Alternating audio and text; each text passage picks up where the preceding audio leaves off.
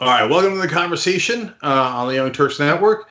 So we're going to talk to David Sirota now. He was speechwriter and senior advisor to Bernie Sanders. That's his official title. His unofficial title was the most hated man in the Bernie Sanders campaign by the mainstream media, which is just a wonderful title to have. So congrats, David. Thank you. I appreciate it. Yeah. I had it ranked like this. Of the people that the mainstream hated the most, you're number one. Brianna Joy Gray was number two, Nina Turner 3, Bernie Sanders 4, Sean King 5. That's a good ranking. I'd probably agree with that. Yes. Your takeaway from the campaign, and then we'll get more specific. Well, look, the good news is it was a historic campaign, and I think that it's and I'm not the only person who said this, but I think we won the debate over policy and over ideology and over principles. I mean, you see that in the exit polls in almost every state. Maybe it was, I think, actually every state. The majority of Democratic voters said that they support replacing, for instance, private health insurance with a government insurance plan. So that is a huge victory for Medicare for all. You saw poll after poll after poll on almost every major issue that Bernie Sanders ran on, that they were majority positions, and their majorities sustained, it should be added, even though Bernie Sanders and our campaign was being attacked and vilified. Tuition-free college, as an example, a $15 minimum wage, erasing medical debt, cracking down on the credit card industry. I mean, the Bernie Sanders agenda is the mainstream majority agenda of the Democratic Party, period, end of story. That is a huge victory. And my hope is that it will be part of in the scope of history, part of the history that ultimately gets those policies enacted. That's the key. So that's all incredibly good news. The bad news, obviously, is that we didn't win the Democratic primary. We lost the election. And here's the thing, campaigns are fundamentally about winning elections, not just winning arguments, and we lost. And that was a disappointment, and we can talk about, why we lost. I've got many thoughts on that. I mean, I think we lost, part of it was external, part of it you could say were things that perhaps we should have done differently. Externally, look, we were going up against a corporate establishment, a corporate elite that has never in modern history allowed a non-corporate candidate to become president. I mean, that doesn't mean that every president was terrible or bad, but the point being that Bernie Sanders had an agenda that was an existential threat to corporate power and the establishment. And look, internally, you can go over, like, did we make the right decisions here or the right decisions there? I was one of the people in the campaign arguing that we should have contrasted more sharply with Joe Biden. I don't regret that. I do think that when Bernie Sanders contrasted sharply with Joe Biden, you saw that he did very well. He won Iowa while he was contrasting with Biden on Social Security. He managed to win New Hampshire, even though Pete Buttigieg was surging at the time because he contrasted with Pete Buttigieg. I think that there's going to be a debate probably for weeks and months about whether he contrasted sharply enough. And there's a shoulda, coulda, woulda there. You partly answered this, but I want to dive a little bit more into it, David. If you're looking at it from the outside and you don't know American politics and what drives it, you'd say, wait, I don't know if this guy's making sense. He's saying that the Sanders team won all the wars on policy, but they lost the election. Well, why would that happen? If you look, if you're an expert in politics in Thailand or France, you might look and go, that can't be true. Why would you win? What do you mean you won on policy? And if you did, why on God's green earth wouldn't you win the election? Well, because I think elections aren't, and voters' choices aren't decided as linearly as that. And by that, I mean, you may be somebody who thinks that private health insurance should be replaced, and we should have a government health plan. But you may also like Joe Biden because he used to be the vice president of a popular Democratic president, and so the choice of what you're actually voting on may not be in a linear, direct fashion related to your policy preferences. I mean, that's a huge part of elections, is why do people cast the votes that they cast? That, to my mind, this is the first Democratic primary in modern history in which there was not an intense, sustained, consistent, and harsh exchange and contrast between the candidates like we've seen in past elections. I know there are people who are out there saying, oh my God, this was the most negative primary. Oh, it was so negative. You know, once in a while, Bernie mentioned, you know, congressional votes of Joe Biden, and Elizabeth Warren went after Michael Bloomberg, et cetera, et cetera. This was, if you look at it in recent history and in long-term history, one of the most mild Democratic primary in modern history. I mean, if you go back and look at those ads between Barack Obama and Hillary Clinton, where they're literally putting millions of dollars of paid ads up to call each other corrupt. This primary did not have that, in the name of sort of officially of preserving electability. There was this idea that became a normalized idea that an exchange, even a harsh exchange between the candidates, would weaken the ability of the ultimate nominee to win the general election. The problem is, and I know some people are going to be hearing this and saying, well, that makes sense. But the problem is it actually doesn't make sense when you look at it in the historical perspective, that harsh primaries, harsh Democratic primaries, have preceded Democratic election wins. Now, you might ask, well, why is that? What's the relation? I would argue that the relation is that a tough Democratic primary does two things. One, it ends up vetting the eventual nominee. And two, it ends up road testing the eventual nominee. Vetting meaning that the bad stuff can come out and can be litigated, and the party still has a choice of whether to keep the nominee, to vote for that potential nominee or not. And road testing meaning that the rough and tumble of that process tunes up the eventual nominee to be able to deal with the similar kinds of attacks that they will inevitably face in the general. Unfortunately, we did not have a primary like that. And now we have a relatively unvetted nominee. We have a nominee who has not really had to go back and forth over his record. And the thing is that record is not just gonna be ignored. Donald Trump is prepared to spend $1 billion on negative ads against Joe Biden on potential issues that Joe Biden really didn't have to deal with or practice or polish up on in the primary. That is not a good dynamic. That is not something that we should be proud of. And by the way, I should just add one last thing. It's not something that's good for democracy, small d democracy, that primaries are supposed to have that vigorous back and forth, and that not having that vigorous back and forth actually, I would argue, deprived voters of a more explicit choice. So it wasn't just that after New Hampshire and Nevada, you didn't get the kind of momentum you would have expected. No, they went on TV in unison, said, all you voters, you should be super scared because Bernie's winning now, and that's an existential threat. And they were talking about executions in Central Park. They were talking about, it was as if Bain had won.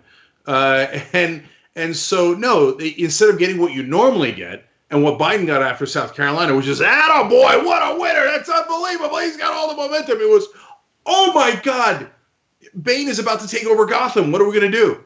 Yeah. So anyway, now, most important question is what you're getting at here, which is the internal disagreements that you had in the campaign, which is super normal. It doesn't make anybody a bad guy. It's just a normal difference of opinion. And I actually think there's one of two different paths, completely different paths in opposite directions the campaign could have gone that might have helped. But instead, I don't think the campaign took either one of those paths. So one path would be to be completely conciliatory, not in policy, but in temperament and in reaching out. And Bernie could have gotten lunch with Clyburn 26 times between 2016 and 2020 and see if he could just at least get him to sit out when it's Biden versus Sanders, right? Just by tea and crumpets alone, right? And talk to the New York Times and Washington Post. Oh, God, you guys, man, when I'm in charge, you're going to have access and it's going to be great. No, I'm not changing any of my policy. But still, you guys, that would have been one way to go. He didn't do that. And the other way to go would be the Sirota path, which is fire and fury. And I actually like my public persona is the Sirota path, and that is my inclination, but only by about 55%. The other 45% is to go tea and crumpets with Clyburn because he's not Mitch McConnell. Mitch McConnell, the tea and crumpets isn't going to help you 1%, right? But with Clyburn, maybe a charm offensive can get him to sit it out. He's not going to endorse Bernie, right? Maybe, et cetera, right? Maybe you could put moderate voters at ease with the language you use, blah, blah, blah. Now, I don't know that you could tell me who was in which camps, right? But was there even a camp within the campaign that said, hey, let's go to lunch with Clyburn 26 times. Let's change the language of how we talk to moderate voters without changing the policy. That camp even exist? Look, I think that Bernie did a good job of reaching out to elected officials and surrogates.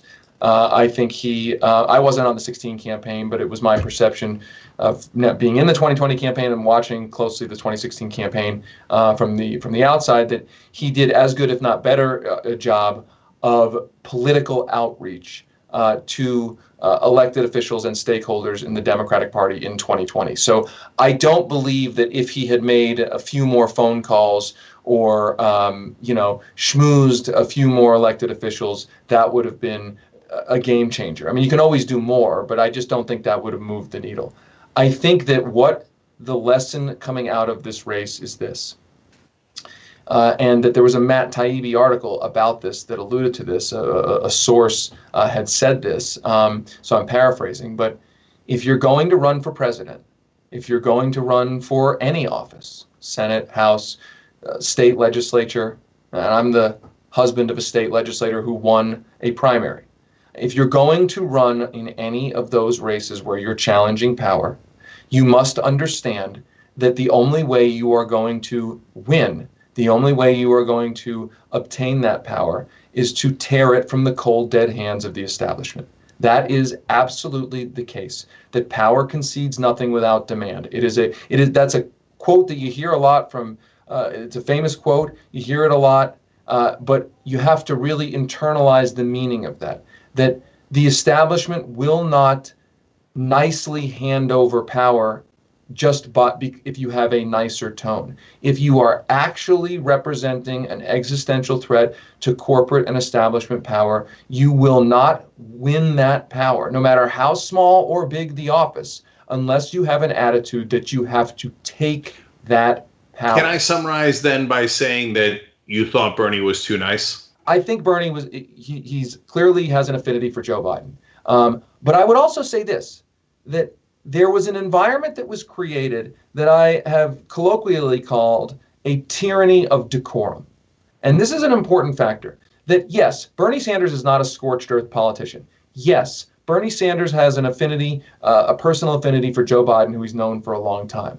And perhaps that shaped his views on whether to contrast or not contrast them. However, there's an external force here that the establishment of the Democratic Party and the media did a very good job, insidious, but a very good job of creating an idea that having a harshly contested primary was unto itself something toxic and something that we should want to avoid.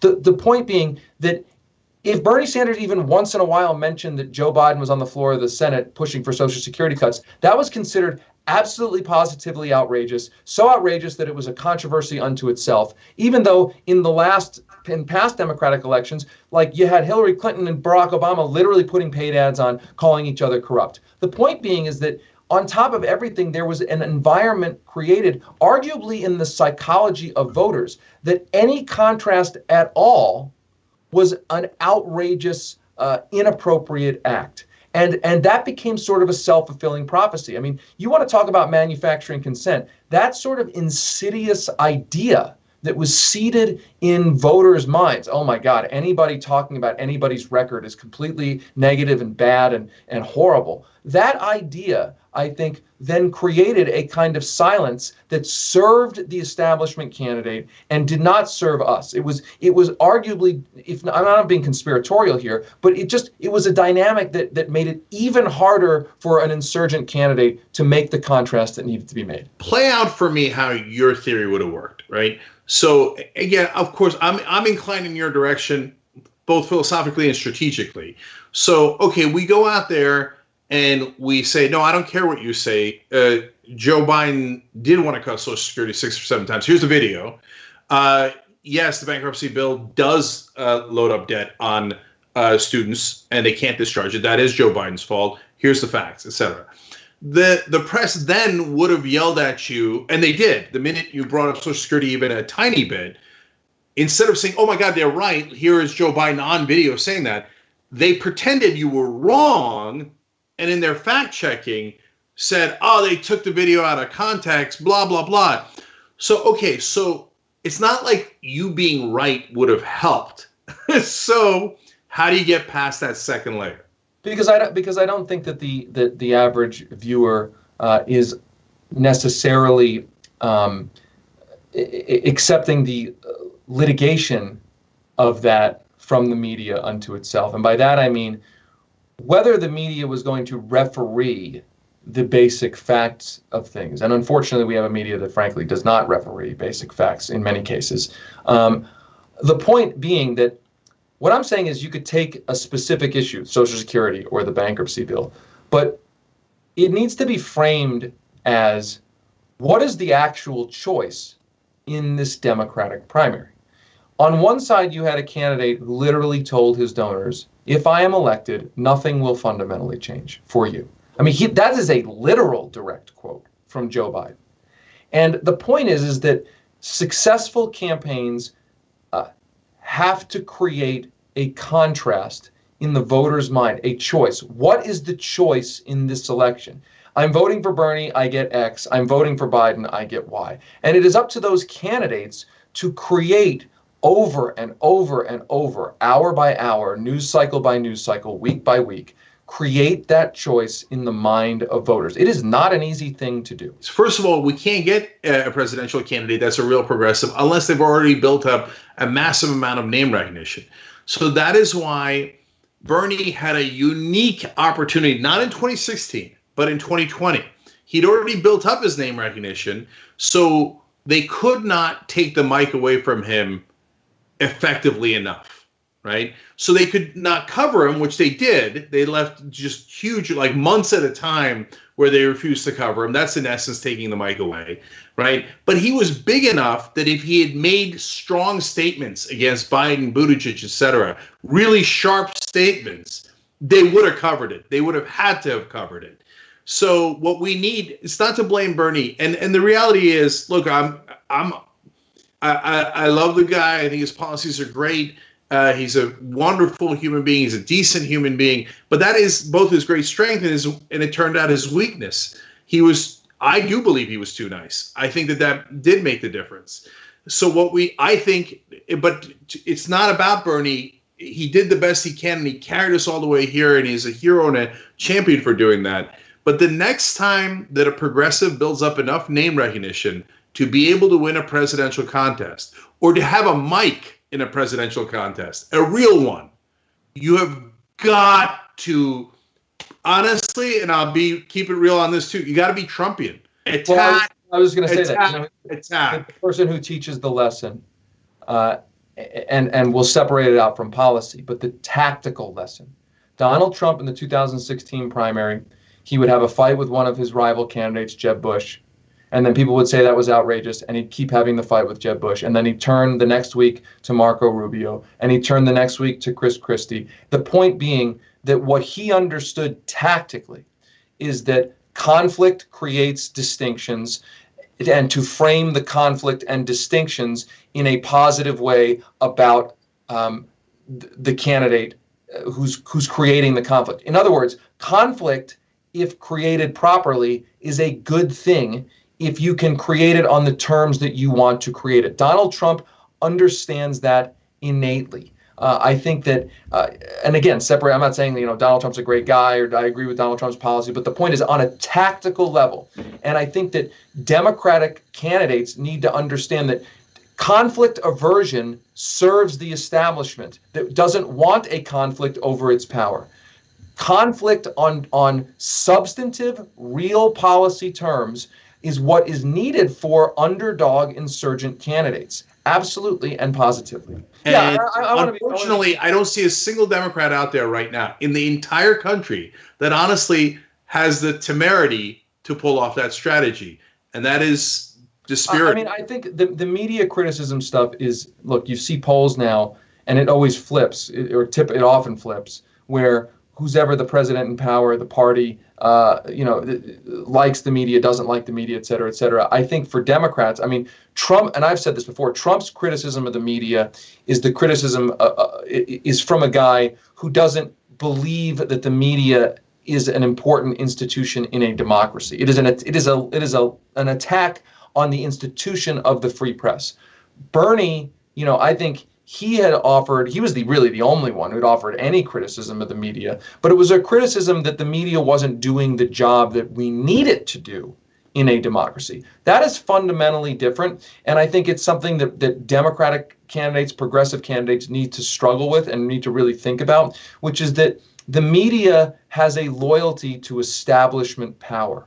And there has to, and the one thing I lament about the Trump era is that Trump has in a certain way created an idea that any criticism of the media must be a Trumpian criticism. Yeah, must mean that you're attacking the institution of the free press in a democratic society, when in fact there's another version of criticism of the media which has nothing to do with that, which says the media is so important for a democratic society. A free press is so important for a functioning democracy that the criticism is you're not doing the job we need you to be doing. So I got to thank you, David, for coming on. And everybody, you can now read David's writings now that he's unleashed. Okay, Sirota.substack.com. Sirota.substack.com. Make sure you get on his emails. I'm on it. It's great. It's informative.